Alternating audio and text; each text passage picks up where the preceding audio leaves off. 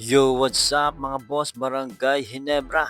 Tinabla ang serye at tinalo ang Talk and Text Panjiga sa Game 4 sa score na 95-78 kung saan ginulat ni Justin Brownlee ang lahat dahil alam ng lahat na hindi siya maglalaro dahil sa natamo nitong injury kung saan na-dislocate ang kanang hinlalaki sa Game 3. Ngunit pinakita ni Justin Brownlee na hindi hadlang ang injury niya at nagpakita ng all-around performance kung saan numiskor ito ng double-double na 23 points, 12 rebounds, 5 assists at 2 blocks para tulungan ang Barangay Hinebra na itabla ang serye sa 2-2. Sa first half pa lang nag-init agad si JB kung saan numiskor ito ng 15 points na may 6 out of 7 sa shooting.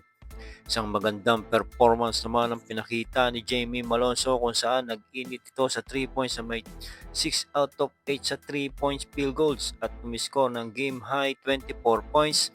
Isa si Jamie Malonzo sa nagpakita ng magandang depensa kay Rondae Hollis Jefferson na limitahan sa pinakamababang scoring sa finals na may 14 points na may 5 out of 8 sa shooting. Score naman si Japet Aguilar ng 18 points, Stephen Holt 12 points, Scottie Thompson 9 points, at Maverick Misi 7 points. Tinanghal naman best player of the game si Justin Brownlee at pinakita ang dugong never say die na kahit na may injury ay nagpakita pa rin ng all-around performance. Game 5 sa linggo mga Cubs, sama-sama nating suportahan ang Barangay Hinebra. Thanks for watching mga boss and God bless.